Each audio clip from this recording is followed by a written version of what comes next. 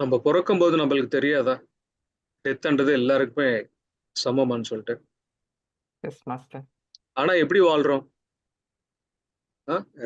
எவனுமே சாவக்கூடாது, எவனுக்குமே இது சாவு வராதுன்ற மாதிரி வாழ்றோம். அது அஜ்ஞானம். இப்போ இந்த புக் நீங்க படிச்சதுக்கு அப்புறம் உங்களுக்கு நம்மளுக்கு ஒரு ஸ்ட்ராங் அண்டர்ஸ்டாண்டிங் என்ன வந்திருக்கும்? நம்மளுக்கு டெத்தே இல்லை. போன ஜென்மத்துல இருக்கிறேன், அதுக்கு முன்னாடி ஜென்மத்துல இருக்கிறோம், அதுக்கு முன்னாடி ஜென்மத்துல இருக்கிறோம், அந்த ஜென்மத்துல பண்ணது நல்லது கெட்டதெல்லாம் எடுத்துட்டு வந்துட்டு இருக்கோம். இதே மாதிரி இந்த ஜென்மக்கு அப்புறம் இன்னொரு ஜென்மத்துல கூட நம்ம இருக்கப்போம். அப்போ யாரு சாகுறாங்க?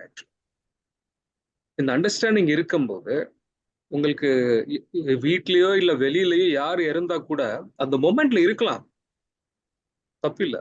வேற எமோஷனல் பீயிங்ஸ் இல்லையா, தப்பில்லை, இருக்கு. ஆனா அது அப்படியே ப்ரொலாங் ஆகாது.